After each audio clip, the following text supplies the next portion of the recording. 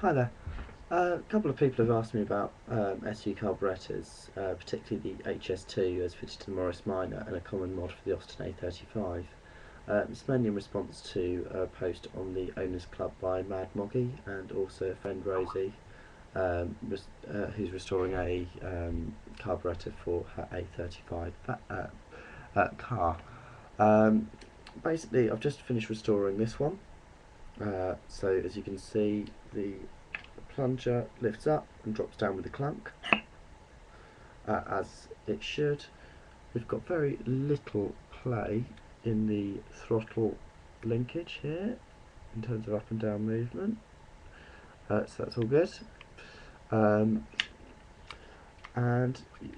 all opens and closes, everything's tight, everything's been cleaned, replaced. I'm just going to go through stripping down, ready to clean the SU carb. Now on the side here you've got your linkages. First thing to do is undo this Phillips screw here, undo the press clip on here, which actually I've drilled through and put a split pin in, and then lift this linkage off. So you take that off and put that to one side.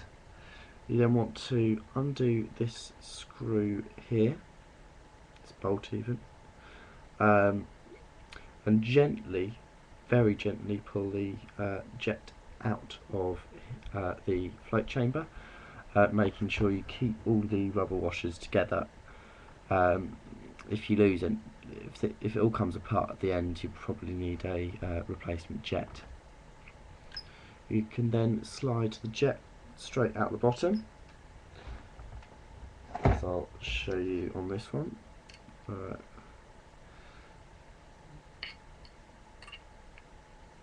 So the jet comes up here, and that's got the linkage through to the bottom of the float chamber. That can just pull straight out.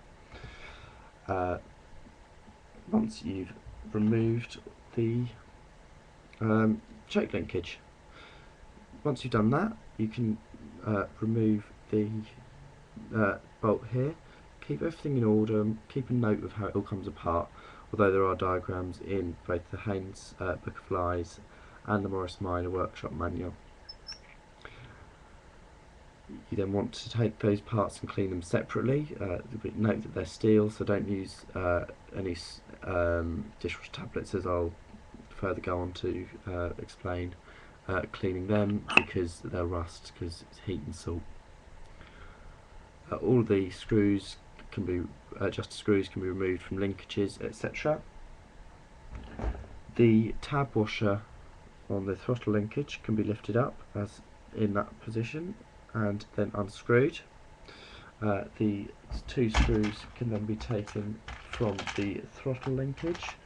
They need to be nipped together, and then because there's split screws, as you'll see when you look inside, and then you can slide the throttle plate out.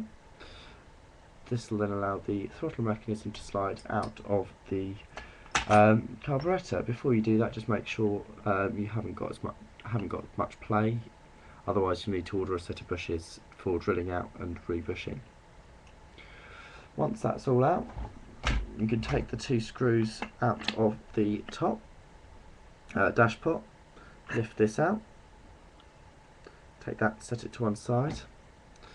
Also good to note, if you've got twin SUs, you want to make sure that the two plungers are of the same number. This is correct for a Morris Minor road use. For race, you'd have a damper with more movement in this glass thing here, for better acceleration but poorer performance. Take the spring, give that a clean if it needs it, then gently take this out. Now this has got the jet, this is the plunger with the jet in it, this is what we saw going up and down earlier. Take a screwdriver and unscrew the locking screw, remove the needle, check for any wear, and for goodness sake do not clean this with anything abrasive. The fit between the needle and the jet is absolutely critical. Again, if you're replacing the jet, make sure you replace with a compatible jet for the needle. This is an AN needle. You may be able to make out on the top brass there. If not, it'll be obvious on your own. This here will be filled with oil. Tip that out and give it a good clean. And make sure it's thoroughly dry. Then you can take out the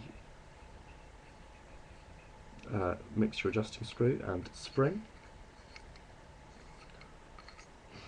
Set those to one side and clean if necessary. Then use an 11/16. Yes, I believe it's an 11/16 spanner you need to remove this bottom nut here. I have only got an adjustable on me, and it's being rather stubborn, so I'm going to leave that so I don't strip it, as it's all aluminium down here. Once you've done that, then this brass collar will come out. Again, make sure you don't boil it up with that in place. It's brass, it is crucial. It's essentially what the jet slides up and down. It needs to be pretty good in terms of tolerances. You can then take the cap off of this, the float chamber. The part numbers, keeping them together with the carburettor they came off of. Remove the cap and the gasket. Clean up any faces if there's any gasket left on them. For cleaning up faces, these two here, you can do blunt screwdriver to get the worst of it off, then a sheet of very fine 800 grit, for example, and just keep it grit on a flat surface. Get the surfaces nice and clean. Be careful not to take too much material off.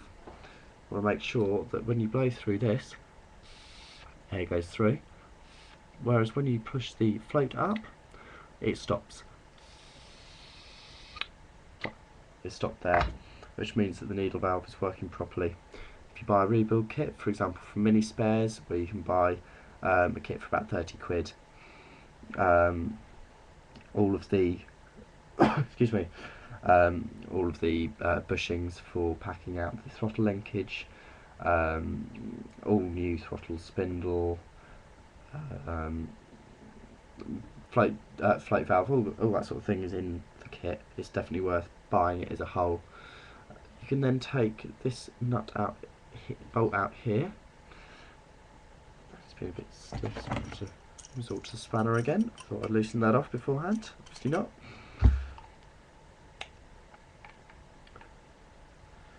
There we are, get that out. It's obviously easier, it's a 1/2 inch from memory, so it's easier if you've got a socket to do this one.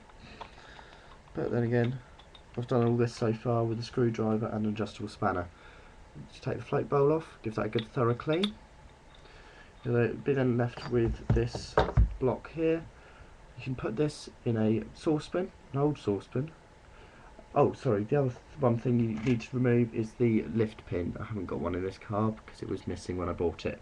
Lift pin here, just pull the spring up, pop the little split washer off, and then that should just lift out from the top. And just keep that safe and keep it together. Again, making note of where you take everything off from. This you can put in a saucepan full of fairy liquid, boil that up with a toothbrush, give it a good, real good clean. If that doesn't work, be a bit more brutal, put it in a saucepan with some dishwasher salt tablets, but be very careful. Don't put any brass in there, don't put any steel in there because it'll go rusty, and don't put any of the moving parts which have tolerances. For example, don't put this cap in, it's got tolerances within the inside. It's just a case of being sensible really. Do not put this in, and do not put any of the brass pieces or needle, etc. in. Give it a good thorough clean off with fairy liquid and then cold water, and allow it to thoroughly dry. Stick it on top of the radiator before reassembly. You can see on this one it's quite a shiny dash pot. I cleaned that with some very fine 1200 grit if you want to polish it, and if you've got the time, go for it. It can look really nice when they're done. So that's basically it. This will be all clean. If you're so inclined, if it's still a bit manky, after you've cleaned it as well as you can, scrape off any excess with a screwdriver, etc. And you could even paint it. I think humble number 11 is aluminium. Make sure when you reassemble you replace your linkages and your jet needle if necessary, throttle linkages, and put bushes in if necessary. Basically just looking for any play, looking for any problems with the tolerances.